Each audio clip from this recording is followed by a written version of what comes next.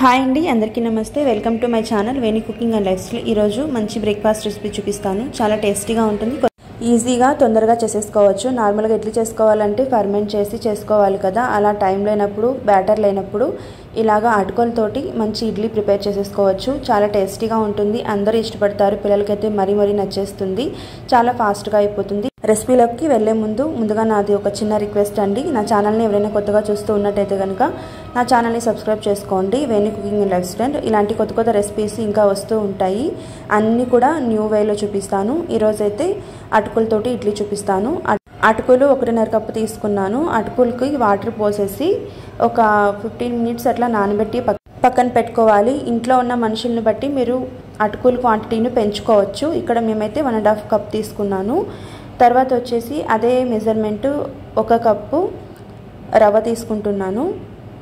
రవ్వ కూడా ఒక బౌల్లోకి తీసుకొని సపరేట్గా నానబెట్టుకోవాలి. ఇందులోకి 1 కప్పు పెరుగును కూడా యాడ్ చేసుకొని రెండింటిని మిక్స్ చేసి ఇది కూడా ఒక 15 నిమిషాలు నానబెట్టి పక్కన పెట్టుకోవాలి. ఇక్కడ అటుకులు తర్వాత రవ్వ పెరుగును కూడా ఇట్లా మిక్స్ చేసి సపరేట్గానే పక్కన పెట్టుకోవాలి. మీరు పెరుగు క్వాంటిటీని చూసుకుంటూ కలుపుకోవాలి.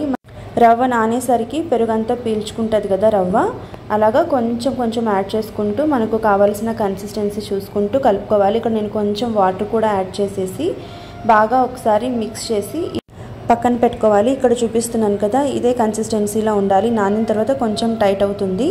ఈలోపు మనం చట్నీ ప్రిపేర్ చేసుకుందాము. చిన్న మిక్సీ జార్లోకి ఎండు కొబ్బరైనా తీసుకోవచ్చు, పచ్చి కొబ్బరైనా తీసుకోవచ్చు. కొబ్బరి యాడ్ చేసుకొని ఇందులోకి స్పైస్కి తగ్గట్టుగా పచ్చిమిర్చిని కూడా యాడ్ చేసుకోవాలి. ఇందులోకి ఒక 2 స్పూన్లు శనగపప్పును కూడా యాడ్ చేసుకోవాలి. ఈ శనగపప్పు యాడ్ చేయడం వల్ల టేస్ట్ చాలా బాగుంటుంది, మనకు హోటల్ స్టైల్లో లాగా వస్తుంది చట్నీ. శనగపప్పు యాడ్ చేసుకున్న తర్వాత ఇందులోకి తగినంత సాల్ట్ యాడ్ చేసుకొని కొత్తిమీర కూడా ఇందులోకే వేసేసి కొన్ని వాటర్ కూడా యాడ్ చేసి మిక్సీ పట్టుకోవాలి. ఇలా చట్నీ రెడీ అయిన తర్వాత ఈ చట్నీకి మనం తిరగవాత కూడా వేసుకోవాలి. తిరగవాత కోసం ఒక ప్యాన్ పెట్టుకొని అందులోకి ఆయిల్ వేసి అందులో జీలకర్ర, సాసవలు, ఎండుమిర్చి వేసి కాస్త ఫ్రై అయిన తర్వాత ఈ చట్నీలోకి తిరగవాతను వేసేసేయడమే. చట్నీ ఇలా చేసుకుంటే సేమ్ హోటల్లో లాగే ఉంటుంది. ఒకసారి మీరు ట్రై చేసి కామెంట్ సెక్షన్లో చెప్పేసేయండి నాకు. ఇక్కడ మనకు చట్నీ అయితే రెడీ అయిపోయింది. ఇప్పుడు ఇడ్లీల కోసం రెడీ చేసుకోవాలి. ఇక్కడ మనం ముందుగానే నానబెట్టి పెట్టుకున్నాం కదా అటుకులు తర్వాత రవ్వ. ఇప్పుడు దీని ప్రాసెస్ చూద్దాము.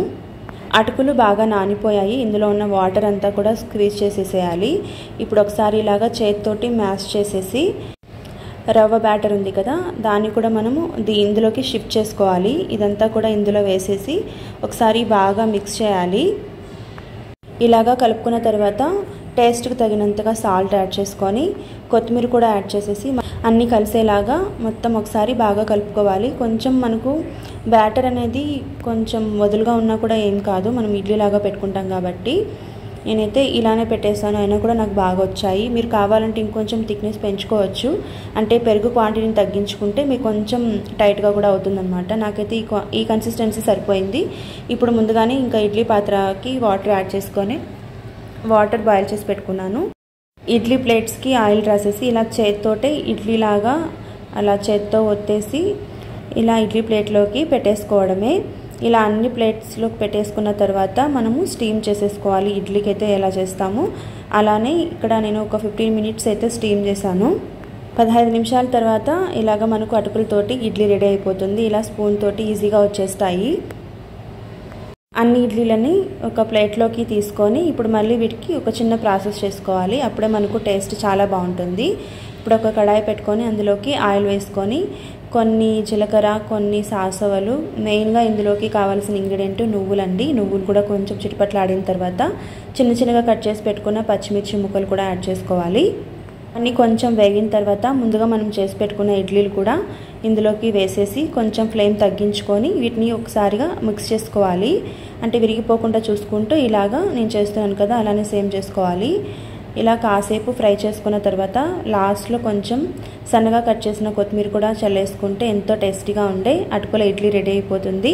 చాలా అంటే చాలా బాగుంటుంది. ఒకవేళ మీకు సాల్ట్ సరిపోకపోతే పైనుంచి కొంచెం సాల్ట్ యాడ్ చేసుకోవాలి.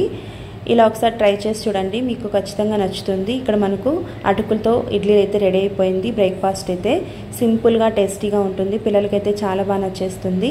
టైం లేనప్పుడు ఇలా ఒకసారి ట్రై చేసి చూడండి, చాలా బాగుంటుంది. ఒక ప్లేట్లోకి ఎన్ని కావాలో అన్ని ఇడ్లీ పెట్టుకొని చేసి పెట్టుకున్న చట్నీని కూడా వేసుకొని తినేసేయడమే. ఎంతో టేస్టీగా ఉండే అటుకుల ఇడ్లీ అయితే రెడీ అయిపోయినట్టే. రెసిపీ ఎలా అనిపించిందో కమెంట్ సెక్షన్లో చెప్పండి. రెసిపీ నచ్చితే మాత్రం లైక్ చేయడం మర్చిపోవద్దు. అలాగే నా ఛానల్ ఎవరైనా కొత్తగా చూస్తే మాత్రం like, share and subscribe my channel Venu cooking life style. Next రెసిపీతో మళ్ళీ కలుస్తాను. అంతవరకు బై బాయ్.